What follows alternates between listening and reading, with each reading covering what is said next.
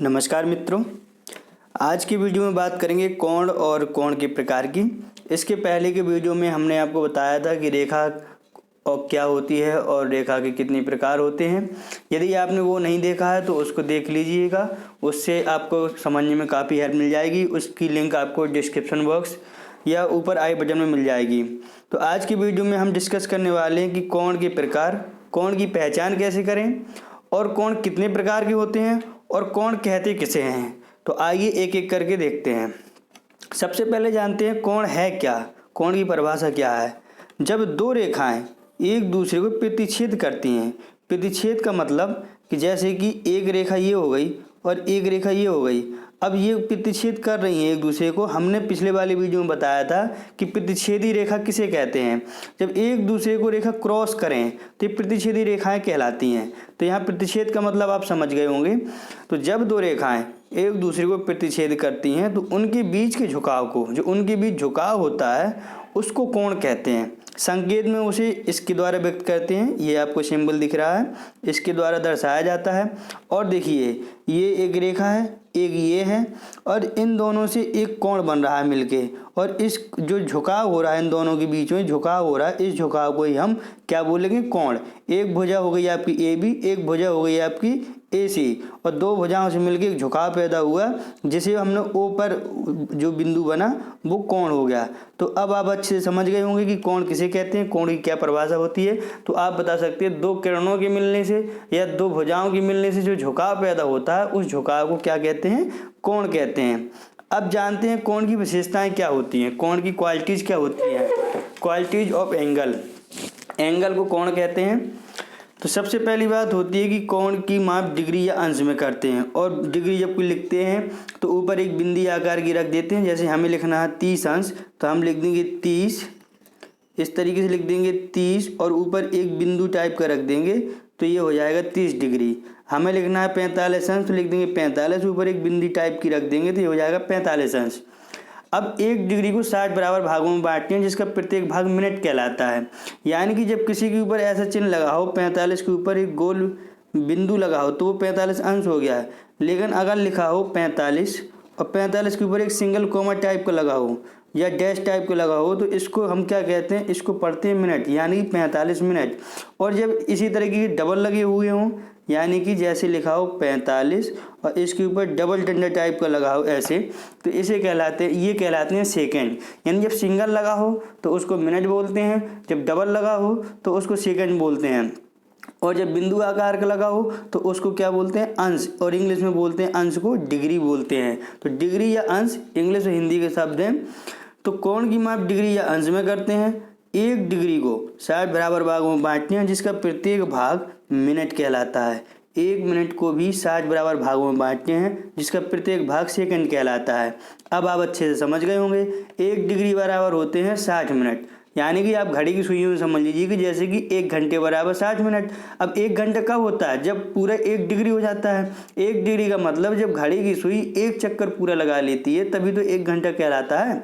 तो वो हो गया 1 घंटा, यानी कि 1 डिग्री, और 1 डिग्री बराबर 60 मिनट, और 1 मिनट में 60 सेकेंड। तो कोण को 3 प्रकार से व्यक्त कर सकते हैं। कैसे, जैसे कि कोई कोण है, मान लीजिए ये कोण है, हमने इसको नाम दे दिया AOB, ये कोण हो गया। इसका नाम दे दिया AOB, तो हम इसको लिख सकते हैं, जैसे हमें दर्शाना कोण O, तो हम लिख सकते हैं कोण O। अगर हम इसको दूसरे नाम से भी दर्शाना चाहें तो कैसे दर्शाएंगे, इसको लिख सकते हैं, जैसे लिखा है AOB, तो इसका दूसरा नाम होगा AOB। या इसको ऐसे भी लिख सकते हैं BOA, यानी कि हम जिस कोण को दर्शाना चाहते हैं उसका मान बीच में होना चाहिए। ठीक है, अगर जैसे इस कोण का हम नाम दे दें ABC, हमें कोण B के बारे में दर्शाना है, तो हम या तो कोण B लिख सकते हैं और कोण का चिन्ह होता है ये, या हम लिख सकते हैं कोण ABC, या लिख सकते हैं कोण CBA। हम 3 तरीके से इसको लिख सकते हैं।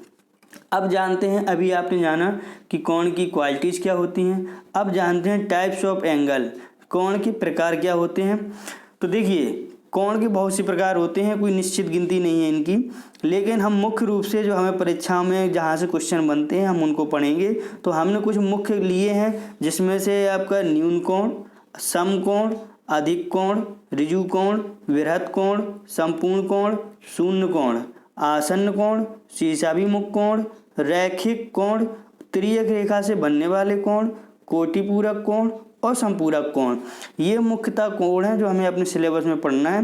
तो आज की वीडियो में हम सभी कोणों को कंप्लीट नहीं कर सकते थे क्योंकि लंबा वीडियो हो जाता, इसलिए आज की वीडियो में हमने जो कॉलम 1 के कोण हैं वो हमने कंप्लीट किए हैं, जिसको हम एक एक करके एक्सप्लेन करेंगे और आपको समझाएंगे। इसके बाद अगले पार्ट 2 में हम आपको बताएंगे आसन्न कोण, शीर्षाभिमुख कोण, रैखिक कोण, तिर्यक रेखा से बनने वाले कोण। फिर पार्ट 3 में बताएंगे कोटिपूरक कोण और संपूरक कोण। तो उन पार्ट को भी जरूर देखिएगा, तभी आपका कोण वाला चैप्टर पूरा कंप्लीट हो पाएगा। तो आज की वीडियो में हम जानते हैं कि न्यून कोण क्या होता है, समकोण क्या होता है, अधिक कोण क्या होता है, ऋजु कोण क्या होता है, वृहत कोण क्या होता है, संपूर्ण कोण क्या होता है और शून्य कोण क्या होता है और इनकी पहचान कैसे करते हैं। आइए एक एक करके देखते हैं। सबसे पहला होता है शून्य कोण। तो जैसे कि जिसका जैसा नाम है उसका वैसा काम भी होता है, तो नाम से ही सबकी पहचान इसीलिए ही रखी जाती है। तो शून्य कोण इंग्लिश में कहेंगे इसको जीरो एंगल, यानी कि जीरो अंश की माप को शून्य कोण कहते हैं। जीरो अंश की माप को क्या कहते हैं? शून्य कोण। जीरो अंश को हम इस तरीके से लिख सकते हैं। जीरो अंश का कोण दर्शाया नहीं जा सकता, उसका चित्र नहीं बनाया जा सकता है, बस इसको समझने के लिए, ताकि इसका कोई क्वेश्चन भी नहीं बनता इससे, लेकिन जो दूसरे कोण होते हैं उनको समझने में इससे मदद मिलती है, इसलिए इसको समझना और जानना जरूरी था, इसलिए हमने आपको यहाँ पर बताया है। अब जानते हैं न्यून कोण। न्यून यानी कि न्यूनतम, न्यूनतम यानी कि मिनिमम, इंग्लिश में इसको कहेंगे एक्यूट एंगल, यानी कि जिस कोण की माप जीरो अंश से अधिक हो, यानी कि जीरो अंश का होगा तो वो तो शून्य कोण हो जाएगा, जीरो एंगल हो जाएगा। लेकिन जिस कोण की माप जीरो अंश से अधिक हो लेकिन 90 अंश से कम हो, किससे कम हो? 90 अंश से कम हो, तो वो कोण न्यून कोण कहलाता है। 90 अंश से भले ही एक कम हो, चाहे 89 अंश हो, 88 अंश हो, 85 अंश हो, वो सारे के सारे कोण आपके न्यून कोण कहलाएंगे। लेकिन जैसे ही ये 90 अंश का हो जाएगा, अब 90 अंश का कोण क्या होता है? अगर आपने 90 अंश के कोण को अच्छे से समझ लिया तो आप सब कोणों को अच्छे से समझ लेंगे। जब सीधी रेखा के ऊपर सीधी रेखा होती है, यानी कि बिल्कुल सीधी, ना इस तरफ झुकी हो ना इस तरफ झुकी हो, तो ये कहलाता है आपका 90 अंश का कोण। अगर आपने थोड़ा भी झुका दी तो ये 90 अंश का कोण नहीं कहलाएगा, ये फिर हो जाएगा न्यून कोण, क्योंकि अभी 90 अंश से कम हो गया। ठीक है, तो अब देखिए आपके सामने उदाहरण है, एक ये चित्र बना हुआ है और ये आपका है OB एक कोण है जिसमें 30 अंश का कोण बना हुआ है, ये 60 अंश का कोण बना हुआ है। तो 90 अंश से जितने भी छोटे कोण होंगे उन सबको हम न्यून कोण कहेंगे। न्यून कोण के बाद आता है समकोण। जब समकोण की बात आती है तो आपके दिमाग में बस एक ही चीज़ आनी चाहिए, यानी कि 90 अंश। समकोण मतलब 90 अंश। इसको हम लंब कोण भी कहते हैं, इंग्लिश में इसको राइट एंगल कहते हैं। यानी कि जिस कोण की माप फिक्स 90 अंश हो, कितनी? फिक्स 90 अंश हो, ना एक अंश कम ना एक अंश ज़्यादा, तो वो कहलाता है समकोण। संकेत में इसको कैसे सूचित करते हैं? इस तरीके से सूचित करते हैं, ऐसे लंब। जब कहीं ये चिन्ह लगा हो आपका, देख लीजिए, जब ये चिन्ह लगा हो तो इसको लंब से व्यक्त करते हैं, यानी कि 90 अंश का दर्शा रहा है। और जब इस तरीके से कोई चिन्ह लगा हो तो इसका मतलब ये कोण को दर्शा रहा है। तो चिन्हों का विशेष ध्यान रखिए। और जब सीधी रेखा की ऊपर बिल्कुल सीधी रेखा हो तो देखते ही समझ जाइए कि 90 अंश का कोण है, और अगर थोड़ा बहुत भी झुका है तो वो न्यून कोण है। तो ये हो गया 90 अंश के कोण को कहते हैं न्यून कोण। अब देखिए जीरो अंश के कोण को शून्य कोण कहते हैं। जीरो अंश से ज़्यादा हुआ लेकिन 90 अंश से कम हुआ तो उसको न्यून कोण कहेंगे। लेकिन फिक्स 90 अंश का हुआ, यानी कि 90 अंश से अधिक होगा तो वो कहलाएगा फिर अधिक कोण, और जब फिक्स 90 अंश का होगा तो वो कहलाएगा समकोण। अब हम बात करने वाले हैं 90 अंश अधिक कोण की, यानी कि जिस कोण की माप 90 अंश से अधिक। अधिक कोण किसे कहेंगे? इंग्लिश में इसको बोलेंगे ऑब्ट्यूज एंगल। जिस कोण की माप 90 अंश से अधिक लेकिन 180 अंश से कम हो। ध्यान रखिए, हमने 90 अंश की बात करी, जब फिक्स 90 अंश हो तो उसको समकोण बोलेंगे। लेकिन अगर 90 अंश से जैसे ही अधिक हुआ तो उसका नाम अधिक कोण हो जाएगा, इंग्लिश में इसको ऑब्ट्यूज एंगल बोलेंगे। लेकिन वो 180 अंश से कम होना चाहिए। 90 अंश से अधिक और 180 अंश से कम, तो इसको बोलेंगे अधिक कोण। जैसे कि आप चित्र में देख रहे हैं, हमने जैसे एक ये कोण लिया, अगर हमने इस तरीके से 90 अंश का होता है बिल्कुल सीधा, ऐसे बिल्कुल सीधा होगा तो ये 90 अंश का होगा। लेकिन अगर इस तरीके से हो गया ऐसे, तो ये आपका बन गया 90 अंश से ज़्यादा हो गया, 90 अंश से अधिक हो गया, इसीलिए इसको अधिक कोण बोलेंगे। ये आपके चित्र बने हुए हैं, ये 120 अंश का कोण बना हुआ है, ये 150 अंश का कोण बना हुआ है, ये दोनों की दोनों अधिक कोण है। ये 90 अंश से तो अधिक हैं लेकिन 180 अंश से कम है। लेकिन जब पूरा फिक्स 180 अंश हो तब उसको क्या बोलेंगे, तो वो उसको बोलेंगे सरल कोण, या उसी का नाम होता है ऋजु कोण, या उसको बोलते हैं रेखा कोण। यानी कि जब बिल्कुल फिक्स अंश का हो उसको रेखा कोण क्यों बोलते हैं, क्योंकि ये रेखा के आकार का होता है, बिल्कुल एकदम सरल कोण होता है, ऋजु कोण बोलते हैं इसी को। इंग्लिश में बोलेंगे इसको स्ट्रेट एंगल।